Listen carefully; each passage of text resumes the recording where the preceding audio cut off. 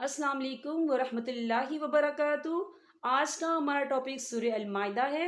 आयत नंबर 78 से लेकर आयत नंबर 86 तक। आइए सूरह अल-माइदा से अपने सबक का आगाज़ करते हैं। शुरू करती हूँ अल्लाह ताला के नाम से जो बड़ा मेहरबान नहायत रहम वाला है। तर्जुमा। बनी इसराइल के काफरों पर हज़रत दाऊद अलैहिस्सलाम और हज़रत ईसा बिन मरियम अलैहिस्सलाम की ज़बानी लानत की गई, इस वजह से कि वो नाफरमानियाँ करते थे और हद से आगे बढ़ जाते थे। आपस में एक दूसरे को बुरे कामों से जो वो करते थे रोकते ना थे। जो कुछ भी ये करते थे यकीनन वो बहुत बुरा था। इनमें से बहुत से लोगों को आप देखेंगे कि वो काफरों से दोस्तियां करते हैं। जो कुछ उन्होंने अपने लिए आगे भेज रखा है वो बहुत बुरा है कि अल्लाह ताला इनसे नाराज हुआ और वो हमेशा अजाब में रहेंगे।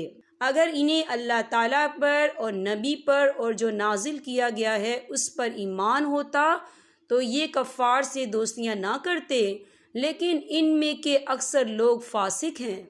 यकीनन आप ईमान वालों का सबसे ज़्यादा दुश्मन यहूदियों और मुशरिकों को पाएंगे और ईमान वालों से सबसे ज़्यादा दोस्ती के करीब आप यकीनन इन्हें पाएंगे जो अपने आप को नसारा कहते हैं।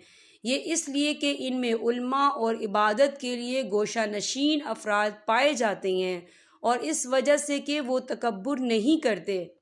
और जब वो रसूल की तरफ नाजिल करदा कलाम को सुनते हैं तो आप इनकी आंखें आंसू से बहती हुई देखते हैं, इस सबब से कि उन्होंने हक को पहचान लिया। वो कहते हैं कि ए हमारे रब, हम ईमान ले आए, बस तू हमको भी उन लोगों के साथ लिख ले जो तस्दीक करते हैं। और हमारे पास कौन सा उज़र है कि हम अल्लाह ताला पर और जो हक हमको पहुंचा है इस पर ईमान ना लाएं। और हम इस बात की उम्मीद रखते हैं कि हमारा रब हमको नेक लोगों की रफ़ाकत में दाखिल कर देगा। इसलिए इनको अल्लाह ताला इनके इस कौल की वजह से ऐसे बाग देगा जिनके नीचे नहरें जारी होंगी।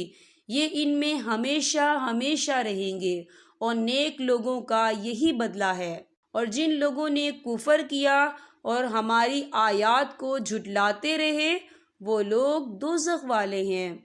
माशाल्लाह से आज हमारा छठा सिपारा कंप्लीट हो गया है और मैं अपनी रब बारी ताला की बहुत शुक्रगुज़ार हूँ और आप सब की बहुत शुक्रगुज़ार हूँ कि आप सब ने मेरे साथ कंप्रोमाइज़ किया है। आप जब कुरान पाक के तर्जुमे को सुनते हैं तो मुझे बहुत ज़्यादा खुशी होती है। मेरी आप सब से रिक्वेस्ट है कि आप भी कुरान पाक को अरबी टेक्स्ट के साथ साथ इसको तर्जुमे के साथ पढ़ें, इसके तर्जुमे पे फोकस करें क्योंकि इसके बहुत से बेनिफिट हैं। एक तो ये कि आपका ईमान पुख्ता होगा और आपकी ज़िंदगी जो है पुरसकून हो जाएगी और आपको दीन पर अमल करना भी आसान हो जाएगा। मैं उम्मीद करती हूँ आप इंशाअल्लाह ताला इस पर ज़रूर अमल करेंगे। अब मैं आपसे इजाज़त चाहूँगी। अस्सलाम वालेकुम वरहमतुल्लाहि वबरकातुहू।